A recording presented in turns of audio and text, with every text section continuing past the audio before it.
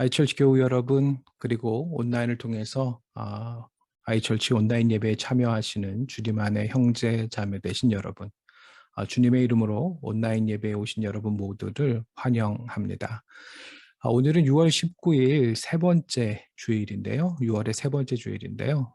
오늘은 아이철치가 온라인 예배로 함께 예배하도록 하겠고요. 마치 1세기의 그 교회가 가정교회로 모여서 자그마한 모임이지만 함께 가정에서 예배했던 것을 21세기의 그 형태로 한번 예배하는 것으로 여기면서 각자의 처소에서 함께 주님을 예배하도록 하겠습니다. 우리가 어디에 있든지 우리 모두 신령과 진정으로 하나님을 예배하는 이 시간 되기를 원하고요.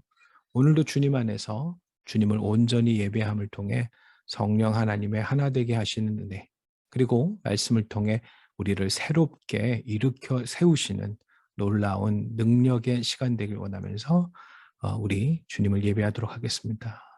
우선 먼저 우리 서로를 축복하며 환영하도록 하겠습니다.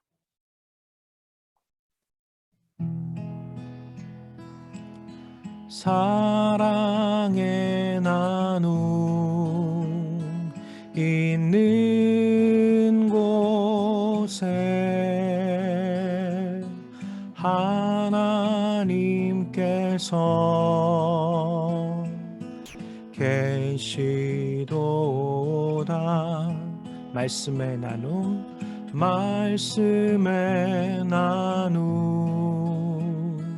있는 곳에 예수님께서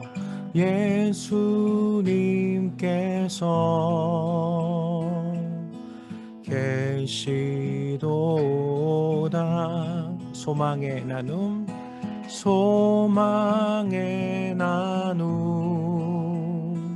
있는 곳에 성령님께서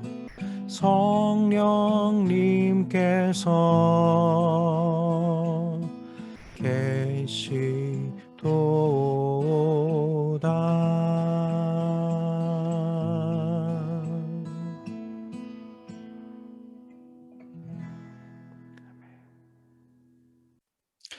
네, 오늘은 우리가 성령 강림절 후 두 번째 주일로 모이고 있습니다. 그리고 6월을 지내면서요, 제 마음에 우리 아이철치가 올 한 해 동안 간직하고 있는 표어를 한 번 더 소개했으면 하는데요.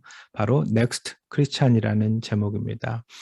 이전 것은 지나갔으니 보라 새 것이 되었도다. 우리 고린도후서 5장 17절 말씀을 근거로 해서 우리가 올 한 해 보다 새로운 그리스도인, 또 이 코비드 시대를 지나고 정말로 이 온라인과 오프라인의 시대를 맞이하면서요, 우리가 다음 그 세대를 위한 또 새로워지는 그리스도인이 되고자 하는 마음으로 넥스트 크리스찬이라는 표어를 가지고 올해를 지내고 있습니다. 정말로 이 표어처럼 이전 것은 지나고 새 것이 되는 우리들의 모습이기를 바라겠고요. 아까 말씀드린 대로 오늘은 온라인 예배로 함께 예배합니다. 다시금 말씀드리지만 예배의 중심은 신령과 진정으로 예배하는 우리들의 태도와 모습일 텐데요. 어떤 형태로 예배하든 설령 온라인을 통해서 각자의 자리에서 예배할지라도 우리 성령 하나님의 강림과 임재를 바라고 우리가 신령과 진정으로 예배하는 시간 되길 바랍니다. 또 무엇보다 말씀 안에 함께 거하는 이 시간 되기를 원하고요.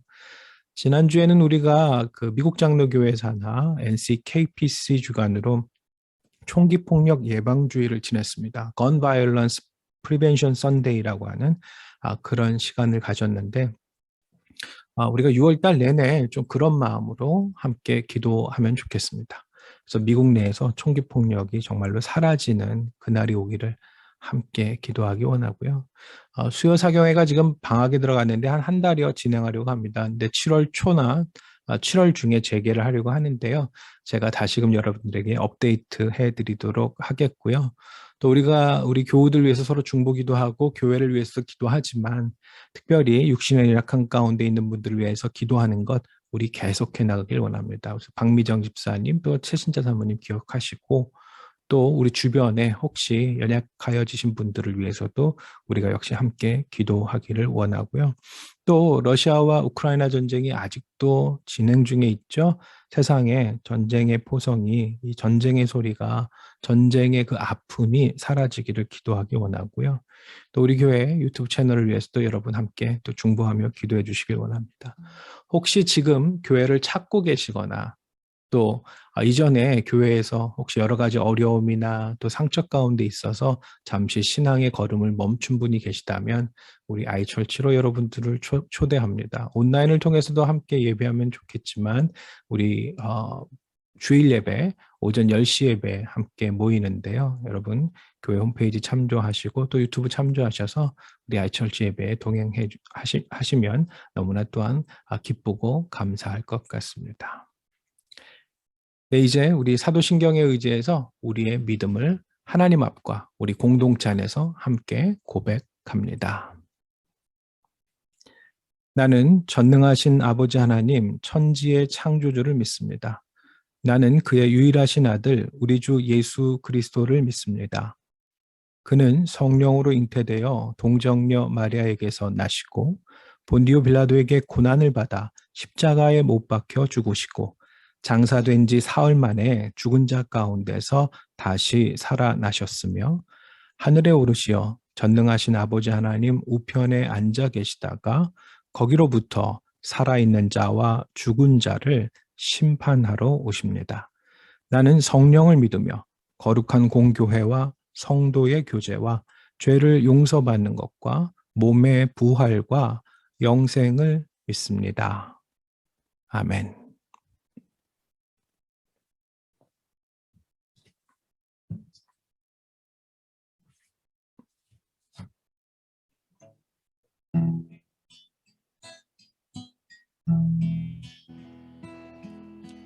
나는 하나님을 예배하는 예배자입니다. 내가 서 있는 곳 어디서나 하나님을 예배합니다. 내 영혼 거룩한 은혜를 향하여 내 마음 완전한 하나님 향하여 이곳에서 바로 이 시간 하나님을 예배합니다. 나는 하나님을 예배하는 예배자입니다. 내가 서 있는 곳 어디서나 하나님을 예배합니다. 내 영혼 거룩한 은혜를 향하여 내 마음 완전한 하나님 향하여 이곳에서 바로 이 시간 하나님을 예배합니다.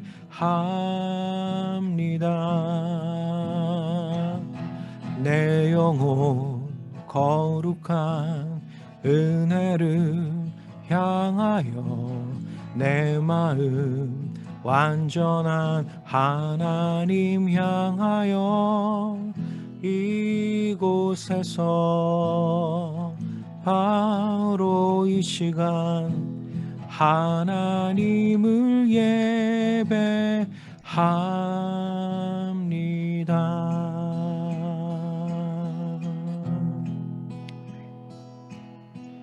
죄짐 맡은 우리 구주 어찌 좋은 친군지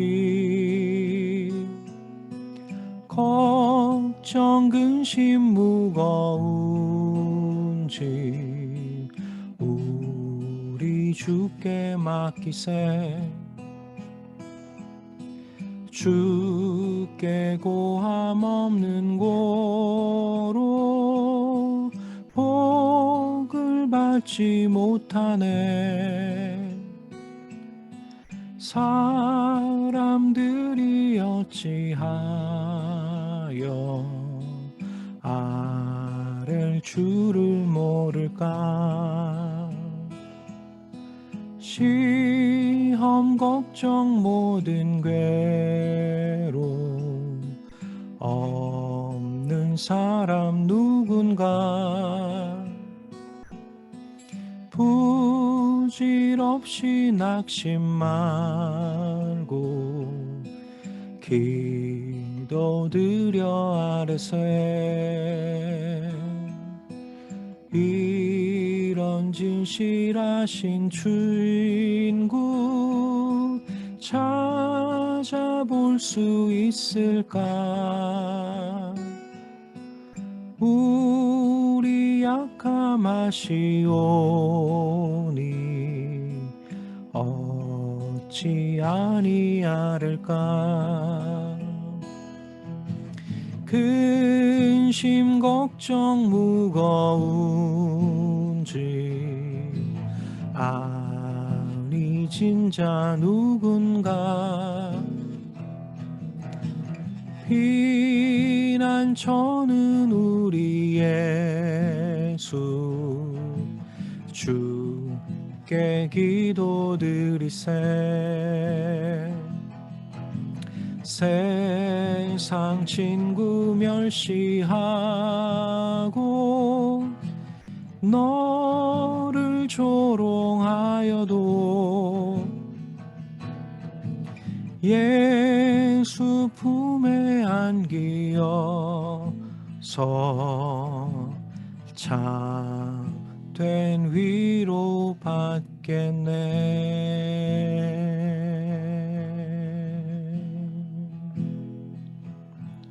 아멘. 이 시간에는 우리가 함께 공동체의 기도로 기도하기 원합니다. 아까 말씀드린 대로요, 우리 총기 규제가 정말 강화돼서 총기 폭력이 예방되어지고 또 사라지는 이 땅 되기를 기도해 주시고, 러시아와 우크라이나의 전쟁이 속히 멈출 수 있기를 기도해 주시고, 또 코비드 19으로 인해서 아직도 고통 중에 있는, 어려움 중에 있는 이들을 위한 중보의 기도, 또 우리 교우분들 가운데, 우리 주변에 계신 분들 가운데 육체적인 연약함이 있는 분들의 치유와 회복을 위한 기도, 또 아울러서 여러분 각자 간직한 중보의 제목들을 가지고 우리 하나님 앞에 함께 간구하겠습니다. 다 같이 기도합니다.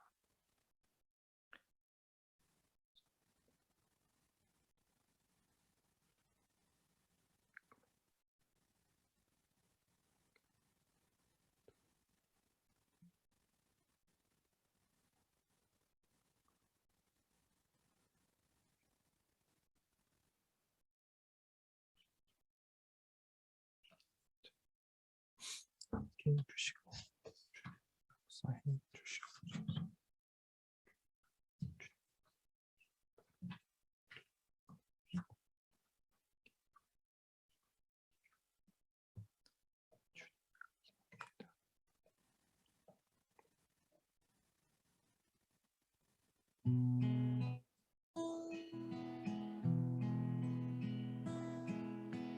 주 나의 모습 보내 상한 나의 맘 보시네. 주 나의 눈물 안에 홀로 울던 맘 아시네.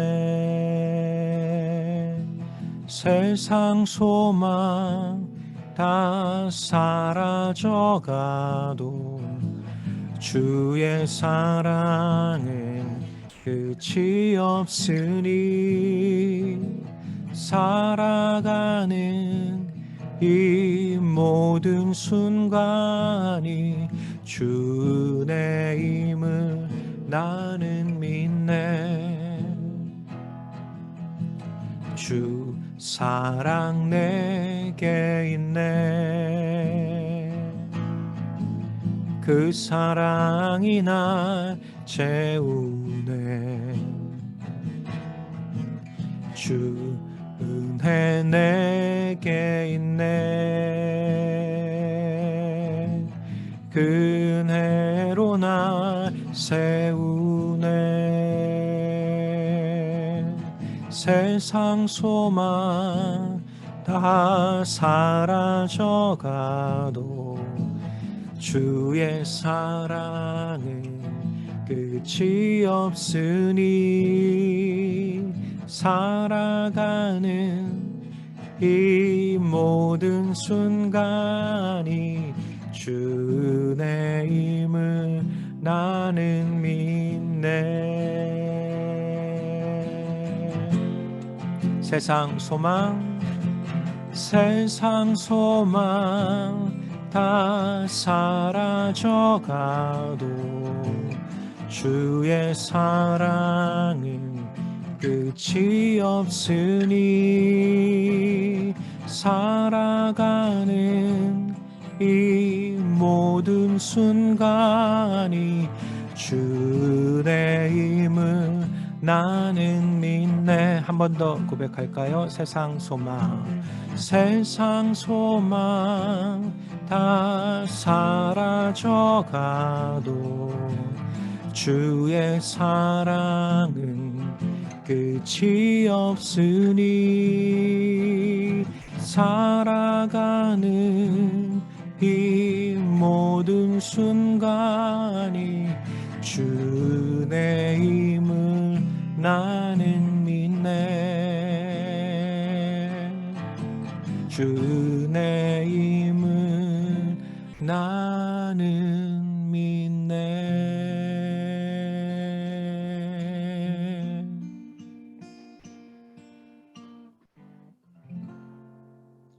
아멘.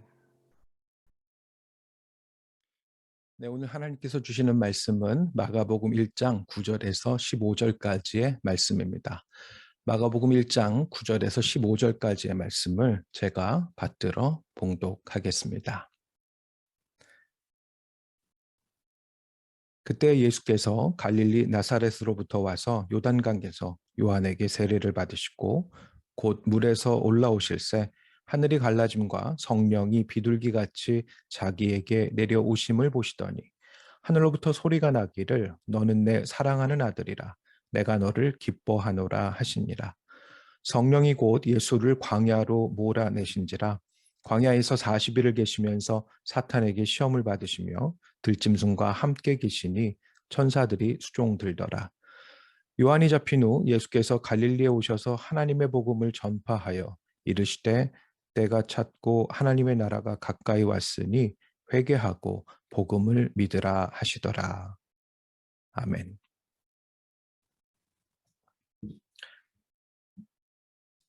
6월 19일 주일 함께 나누는 말씀의 제목은 광야를 만나는 사람입니다. 광야를 만나는 사람입니다. 이 말씀을 통해서 전하는 사람이나 듣는 이나 우리 모두가 다 함께 말씀의 은혜에 충만히 젖어드는 이 시간 되길 원하고요. 또 말씀을 통해서 새로운 그 도전을 받는 이 시간 되길 원합니다.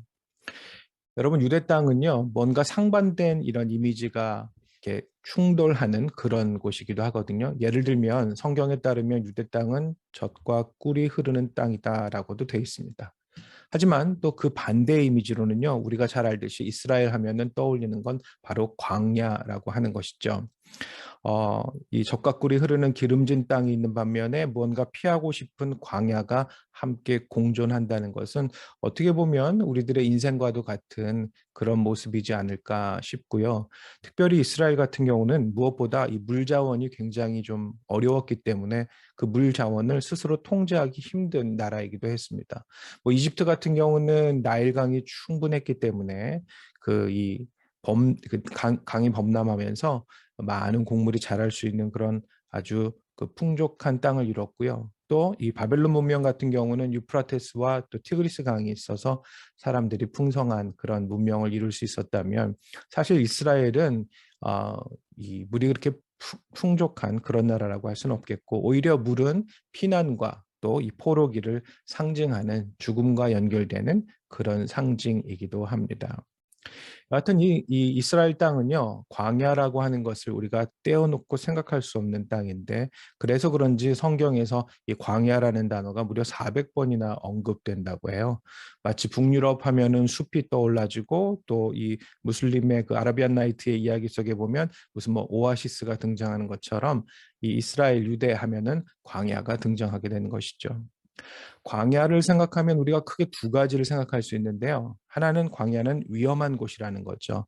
누군가 나를 광야로 몰아세우지 않으면 특별히 들어가고 싶지 않은 곳, 강압이 없이는 절대로 들어가지 않는 곳, 그곳이 광야일 수 있는데 또 한편으로는 광야는 굉장히 칭송의 장소이기도 합니다.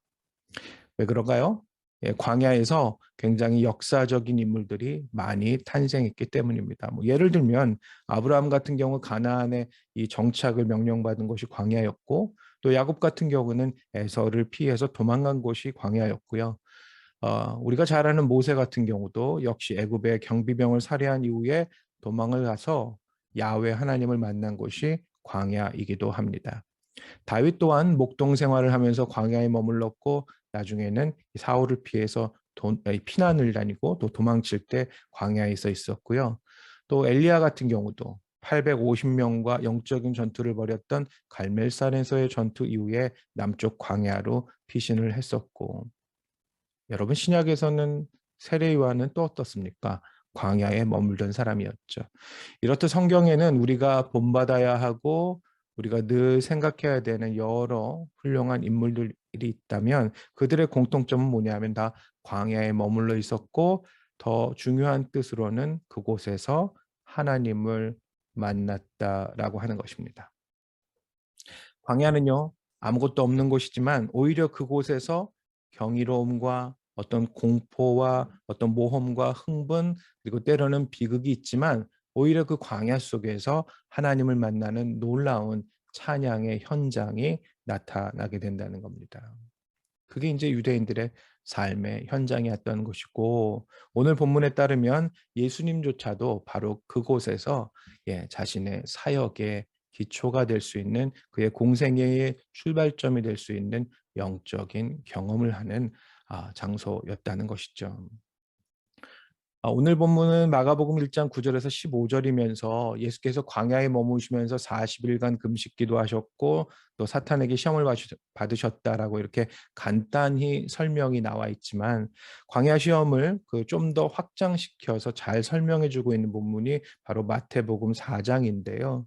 거기에는 예수님께서 세 개의 시험, 광야의 금식 기도 이후에 40일간의 기도 이후에 세 개의 시험을 받는 장면이 나타나게 됩니다. 근데 여러분 마태복음 4장 1절에 따르면 광야에서 사탄이 처음에 이런 시험을 하죠. 네가 만일 하나님의 아들이면 이 돌더러 떡덩이가 되게 하라. 했더니 예수님이 어떻게 반응하셨다고 했습니까? 4장 4절에 따르면 사람이 떡으로만 살 것이 아니요 하나님의 입에서 나오는 말씀으로 살 것이니라 라는 말씀이 있습니다. 또 두 번째, 내가 만일 하나님의 아들이거든 성전 꼭대기에서 떨어져 보라는 그런 이 사탄의 시험이 있었죠. 그것에 대해서 예수님께서는 또한 주 너의 하나님을 시험치 말라라고 말씀하십니다. 놀라운 건요, 이 시험 가운데서 사탄도 성경 구절을 인용하더라는 거예요. 시편 91편 11절과 12절의 말씀을 인용하면서 그가 너로 그의 사자들을 명하사 그가 너를 위하여 그의 사자들을 명하사 그들이 손으로 너를 받들어 발이 돌에 부딪히지 않게 하리로다. 이런 말씀을 사탄도 인용하더라는 겁니다. 무서운 얘기죠. 사탄도 성경을 잘 안다는 것이요. 또 세 번째로 사탄이 주님을 시험한 내용은 네가 내게 엎드려 절하면 천하 만국을 너에게 주리라, 그 영광을 너에게 주리라, 이렇게 예수님을 유혹합니다. 그랬더니 예수님이 결론적으로 하신 말씀 뭐예요? 사탄아 물러가라. 주 너의 하나님께 경배하고 오직 그 주님만을 섬기라라고 말씀하십니다. 예수님의 광야에서의 놀라운 영적인 그 성장의 과정은, 그리고 그의 공생의 출발점이 되는 그 놀라운 영적인 현장이었던 광야의 사건은 바로 이렇게 끝을 맺게 되죠. 늘 이런 생각을 해봅니다. 예수님의 광야의 사건을 보면서 40일이나 금식 기도를 하셨으니까 얼마나 영적으로 충만하셨을까라는 생각을 하게 되는데 오히려 그렇게 영적으로 충만하다.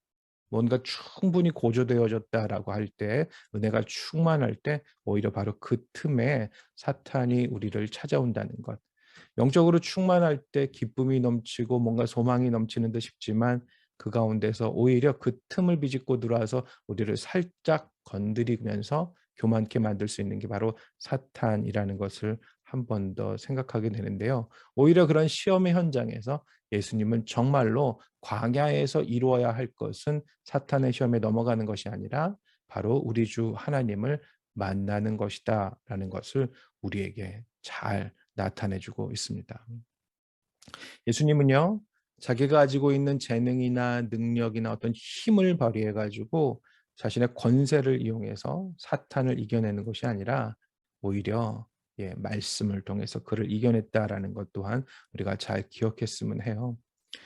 많은 영적인 리더들이 특별히 그 목회자들이나 이런 분들 가운데 뭔가 큰 힘을 갖거나 권세를 지녔거나 많은 사람들의 추종을 받게 됐을 때 조금씩 착각하게 됩니다.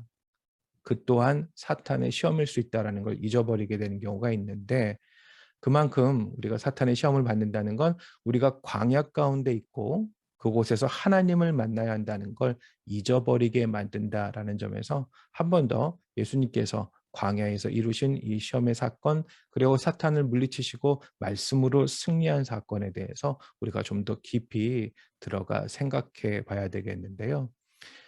예수님께서 그 광야에서 하나님을 만나신 예수님의 모습을 보면서 우리는 어떻게 우리들의 광야에서 하나님을 만나게 될 수 있을까? 우리들의 광야에서 광야를 만나야 할 우리들의 참된 영적인 모습은 어떤 것이어야 할까? 잠시 좀 깊이 들어가 또 생각해 보고자 합니다. 우선 여러분, 광야는요, 멈춤의 장소라는 거예요. 어, 제가 예전에 살던 집 앞에서 종종 그 교차로에서 사고가 많이 납니다. 하루는요, 그 하루아침에만 이 집 앞에서 사고가 2번이나 난 적도 있어요. 근데 생각해 보면 간단합니다. 그 사고를 방지할 수 있는 방법이요. 뭔가요? 차들이 좀 멈춰서는 거예요. 정말 제대로 멈춰서 보는 겁니다. 예수님은 세례를 받으셨고요. 그런 이후에 곧장 사역을 시작하지 않으셨어요. 예수님은 세례를 받으신 이후에 어디로 하나님의 이끌림을 받아서 나갔다고요? 광야로 나가셨습니다. 광야에서 예수님은요, 잠시 멈추셨던 거예요. 그러면서 예수님조차도 본인이 누구이고 무엇을 위해서 이 땅에 왔는지를 확인하셨던 것이죠. 여러분 이 바울은 어떻습니까? 사도행전 9장에서 예수님을 만난 직후에 야 내가 은혜 받았다 충만하다 해서 바로 사역의 현장으로 뛰어들었느냐? 우리가 잘 알듯이 최소한 3년은 아라비아에서 이렇게 조용히 지냈다라는 것을 알게 되죠. 여러분 우리가 사용하는 말 중에 유기라는 말이 있어요. 유기. 이 남길 유 버릴 기자를 써서 이렇게 뭔가를 버려버린다, 남겨둔다 뭐 이런 뜻이기도 합니다. 사실 좋은 단어는 아닐 수 있어요. 그런데요, 영적으로 보면 우리가 이 자발적인 유기가 좀 필요하다는 겁니다. 자발적인 스스로의 선택으로 뭔가 영적인 유기, 영적인 버림, 영적인 뭔가 멈춰섬이 우리 가운데 있다는 것이죠. 그런데 여러분 놀라운 건요. 멈춤의 자리에서 바로 말씀이 들려온다는 겁니다.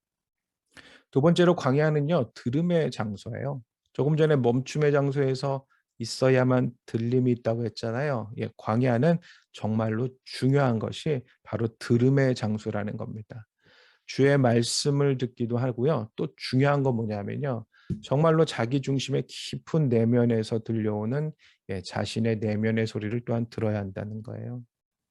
거짓되고 겉으로는 멀쩡한 것 같지만 깨어져 있고 상처 입었고 아파하는 자신의 내면의 모습을 깊이 들여다보고 거기로부터 나오는 자신의 목소리를 듣고 난 이후에 또한 주님의 음성을 들을 수 있게 된다는 겁니다. 광야는 들음의 장소라는 점에서 우리에게 영적인 들음이 얼마나 중요한지를 잘 말해주고 있죠. 제가 보스턴 살 때인데요. 거기에 보시면 워터타운이라는 동네가 있는데 제가 KBS 일 관련해서 다큐멘터리 촬영하는 데 동참하다가 정말 우연히 발견하고 이렇게 촬영을 했던 곳이 있습니다. 거기가 바로 펄킨 스쿨 for the blind라고 해서 보이지 않는 그러니까 시각 장애인들을 위한 학교가 있었습니다.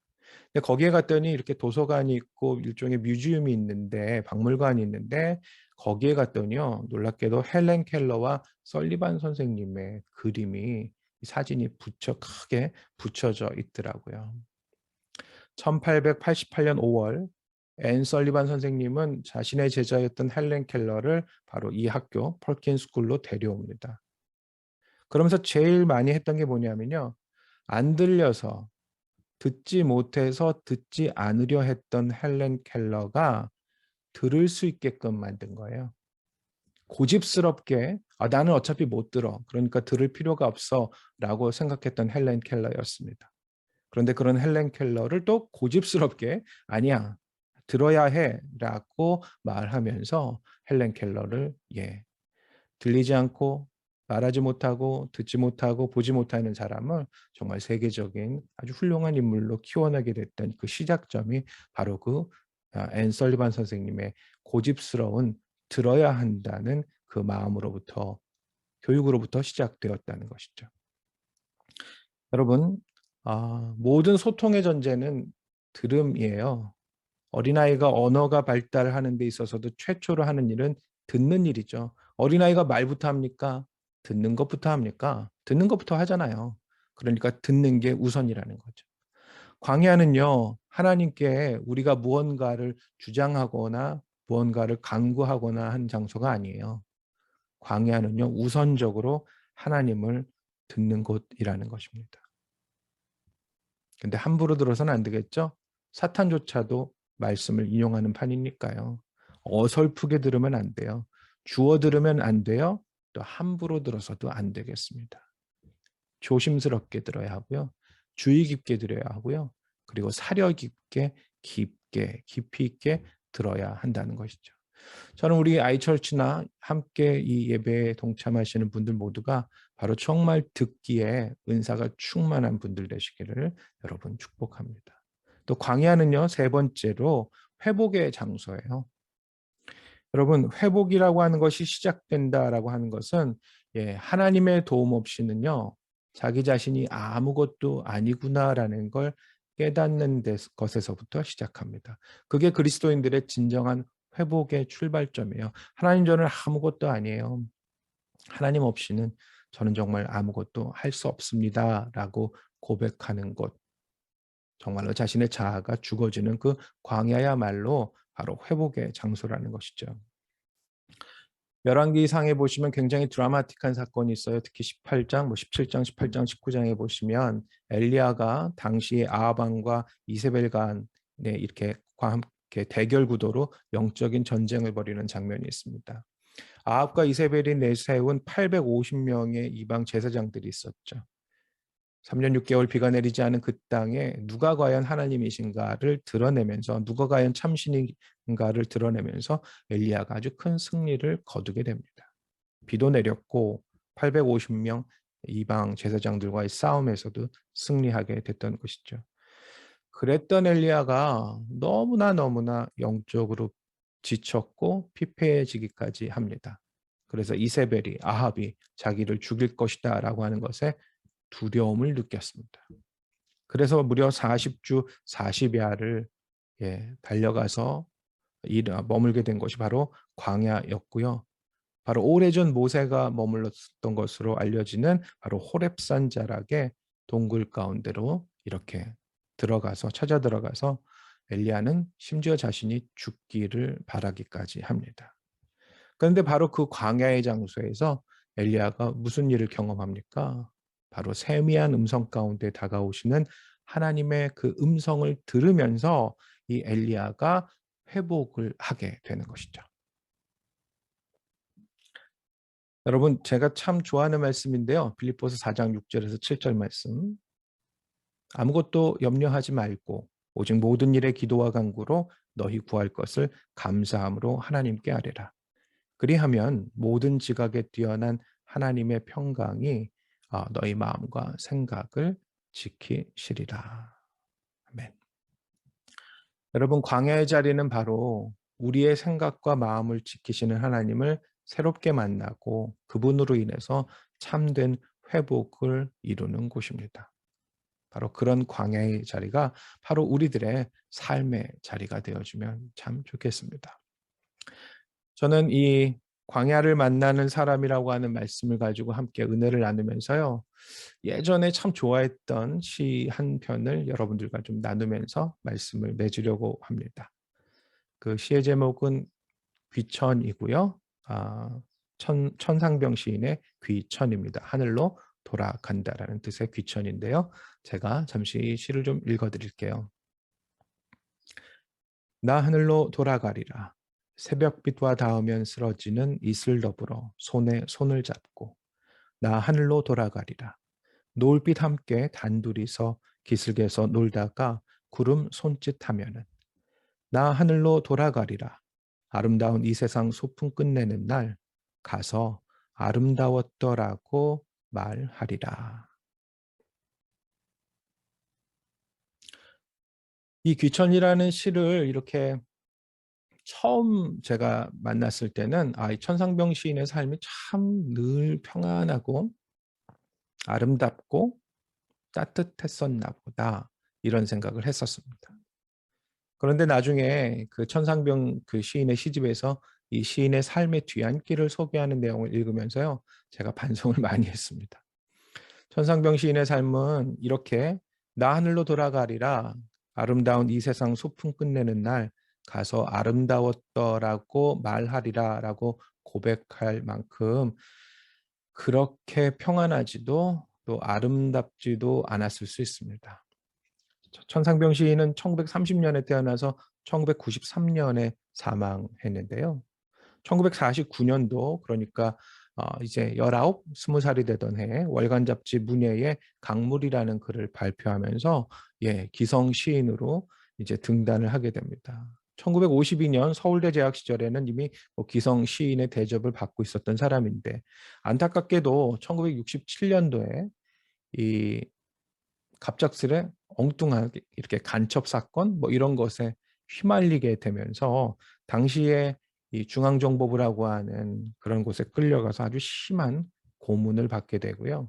그 고문의 후유증으로 그만 굉장히 정신적인 그런 그 트라우마 속에서 실종이 되게 됩니다. 그러니까 사람들이 이 천상병을 찾지 못하게 됐다는 거죠. 그래서 사람들이 찾다가 1971년도에 그의 유고 시집을 발간하기까지 합니다. 그러니까 상병이는 죽었다 해서 유고 시집을 발간했다는 것이죠. 근데 웬걸요? 1972년 그러니까 유고 시집을 발간한 이후 1년 후에 은평구에 있는 정신병원에서 이 청상병 시인이 발견이 됩니다. 그러니까 거리의 불황자로 막 이렇게 떠돌다가 정신병원으로까지 들어가게 된 것이죠. 사람들이 그를 극진히 간호하기 시작을 했는데 그 가운데 이 청상병 시인의 친구의 동생이었던 문순옥이라고 하는 분이 이 극진하게 청상병 시를 병간호를 했고요. 이 두 분이 1972년에 이제 결혼을 하게 됩니다. 그러면서 그 인사동 자락에 가면 이제 귀천이라고 하는 작은 카페가 있는데요. 그 카페를 운영하면서 생계를 유지하게 됐죠. 근데 흥미로운 건요. 이 두 분이 귀천이라고 하는 카페를 이 문순옥 씨가 운영을 하면서 생계를 이어갔는데 실제로 두 분이 살던 곳은 춘천이래요. 그러니까 춘천에서 인사동까지 매일 왔다 갔다 몇 시간씩 그냥 이렇게 경춘선을 타고 왔다 갔다 하시면서 이제 일을 하셨던 거죠. 근데 그 춘천에서 왔다 갔다 하는 길에 1988년도에 간암 선고를 받고 이제 천상병 씨는 얼마 안 있으면 죽습니다. 이렇게 시한부 그 판단을 받게 됐는데 그때요 놀라운 일이 있었어요. 뭐냐 하면 이 캐톨릭 신자였던 문순옥 씨는요. 이 춘천에서 오가는 길에 항상 하나님께 기도했답니다. 하나님 5년만 더 살게 해주세요라고 말이죠. 근데 어떻게 됐을까요? 네, 실제로 천상병 시인은 1993년에 사망합니다. 그러니까 1988년에 간암 선고를 받고 정확히 5년 후에 죽게 된 것이죠. 아마 하나님께서 그 기도에 응답하신 것 아닌가 싶은데요. 중요한 거는 이 청상병 시인의 이 시어들, 특히 이 귀천을 통해서든지 다른 시어들, 그의 시를 통한 언어들을 보면서 우리가 알게 되는 건요. 인간 사회가 얼마나 추악할 수 있는가, 얼마나 고통스러울 수 있는가라고 하는 것을 실제로 몸으로 경험했던 청상병 시인이었음에도 그는 시를 통해서 참된 예술의 승리를, 참된 아름다움의 승리를 바라고 소망 가운데 살았던 사람이라는 거예요. 그러니까 이렇게 고백했던 겁니다. 나 하늘로 돌아가리라. 언젠가 하늘로 돌아가리라. 아름다웠던 이 세상 소풍을 끝내는 날 가서 아름다웠더라라고 말하리라. 이렇게 멋진 고백의 글을 우리에게 전하고 있는 것이죠. 여러분, 매일매일 우리가 살아가는 이 땅은 마치 광야와도 같습니다. 복잡하고요, 힘들고요, 강제로 내던져진 것 같고, 때로는 세상에 그 누구도 없이 자기 혼자만 살아가는 것처럼 여겨지기도 합니다. 괴롭습니다. 외롭습니다. 아파합니다. 남몰래 흘리는 눈물이 있기도 하죠.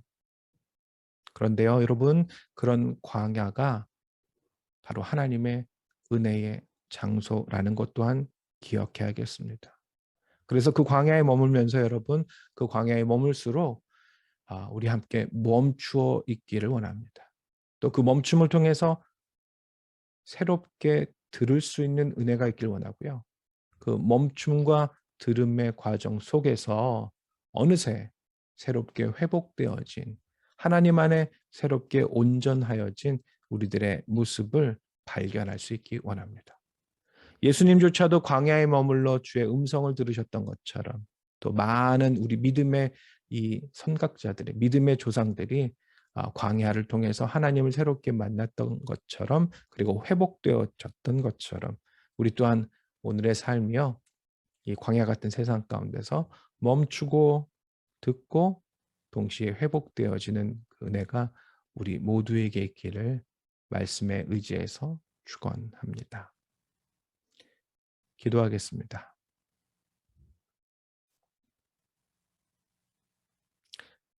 사랑의 주님, 때로는 이 힘들고 거친 세상이 오히려 우리에게 하나님의 말씀을 듣고 주님과 교제하며 바로 그곳에서 참 회복이 있는 광야인 것을 기억하게 하시고, 우리 모두가 다 함께 광야를 만난 사람으로서 또다시 오직 주의 말씀으로 인해 이 세상을 이겨내는 승리의 사람들이 다 되게 하옵소서.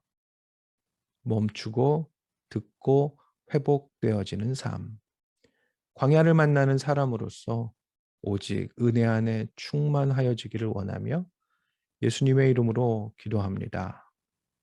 아멘.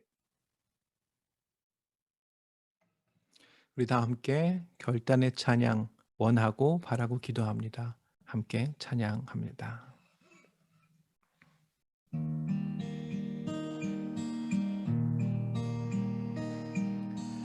이 세상을 살아가는 동안에 나의 힘을 의지할 수 없으니 기도하고 낙심하지 말 것은 주께서 참 소망이 되심이라. 하나님의 꿈이 나의 비전이 되고 예수님의 성품이 나의 인격이 되고 성령님의 권능이 나의 능력이 되길 원하고 바라고 기도합니다. 주의 길을 걸어가는 동안에 세상에 것 의지할 수 없으니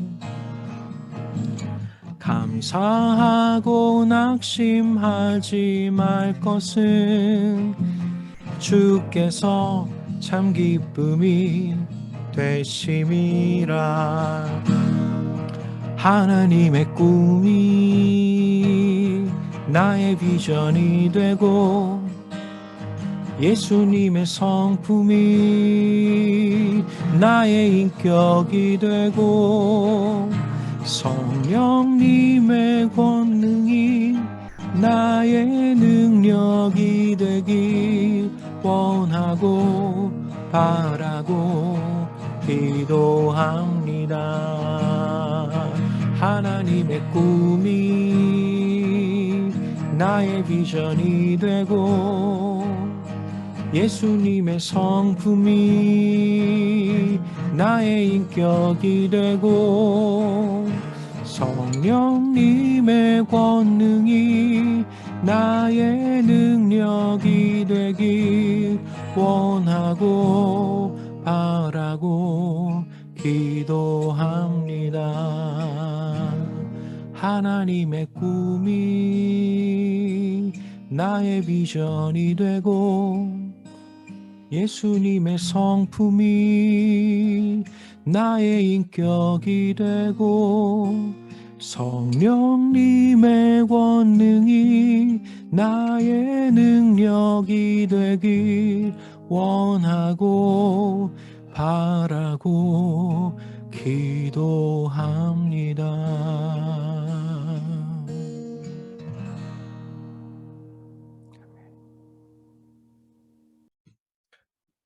다 함께 기도하겠습니다.